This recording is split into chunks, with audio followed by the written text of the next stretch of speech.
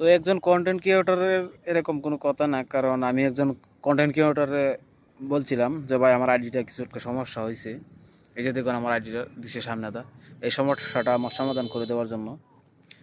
তো সে বলছে যে ভাই আপনার এটা সমাধান করে দিতে পারি, আমাকে পেমেন্ট করতে হবে আগে।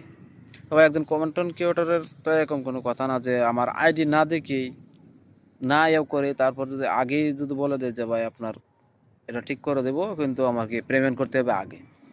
আমার নিশ্চয়তা কি যে আমি আগে তাকে পেমেন্ট করে দিলাম, 3,000 টাকা বলছে সে, তো 3,000 টাকা তো আমি পেমেন্ট করে দিই, দেওয়ার পর সে আমার আইডি কি ঠিক করে দিবে না করবে না সেটা তো আর আমি জানি না। কারণ তাকে বলছি যে ভাই আপনার পেমেন্ট আমি ইনশাল্লাহ করে দেবো, আপনার সাথে আমি বসে থাকি, আপনি আমার এটা কাজ করে দিবেন, 2 ঘন্টা লাগে, 3 ঘন্টা লাগে, 4 ঘন্টা লাগে, 5 ঘন্টা লাগে, সমস্যা নয়, আপনি আমার ঠিক করে দেবেন। আপনার সামনে বয়ে দেখি আপনি যদি চান আমাকে 3,000 টাকা, আমি আর 500 টাকা বলন দেবো, কারণ আমার আইডিটা আমার ঠিক করে দেবেন অ্যাকুরেটভাবে। আপনার 500 টাকা আমি বলন দিব, না ভাই হবে না, আমাকে আগে পেমেন্ট করতে হবে। একজন কন্টেন্ট ক্রিয়েটর এরকম কোনো কথা না ভাই। আপনার বড় আইডি দিকে আপনার সবাইকে আমরা সাপোর্ট করি, যে তা না যে শুরুটাদেরকে এরকমভাবে ব্ল্যাকমেল করবেন আপনারা সবাই, এরকম কোনো কথা না ভাই। কারণ অনেক আইডিতে আমি সাপোর্ট করতেছি, অনেক আইডিতে ইয়েও করতেছি, কিন্তু কোনো আইডি আমাকে আজ পর্যন্ত ইয়েও করে নাই। যে আইডিকে আমি সাপোর্ট করতেছি সেই আইডি থেকে আমি সাপোর্ট পাইতেছি, যে আইডিতে আমি কমেন্ট করতেছি সেই আইডি থেকে আমি সাপোর্ট পাইতেছি। তো একজন কন্টেন্ট ক্রিয়েটরের কথা এরকম না, বুঝছেন? এই যে ভাইটাকে দেখতেছেন, সেই ভাইটাকে আমি অনেক দিন ধরে সাপোর্ট করতেছি, অনেক দিন ধরে করতেছি, সে আমাকে সাপোর্ট করতেছে।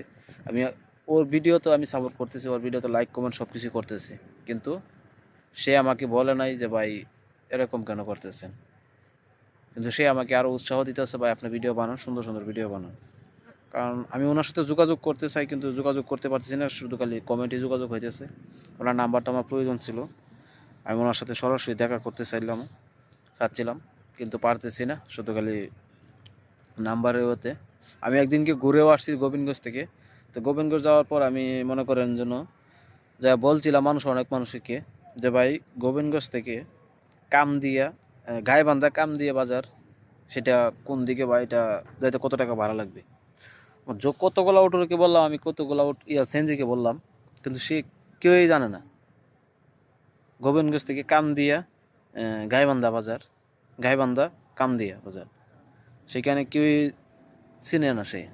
আমি সুনামগঞ্জ থেকে গেছিলাম, যাওয়ার পর গোবিন্দগঞ্জ থেকে আমি অনেক টাকা খরচ করে আসছি, কিন্তু ওনার আমি দেখা পাইলাম না, ওনার অফিসে আমি যাইতে পারলাম না।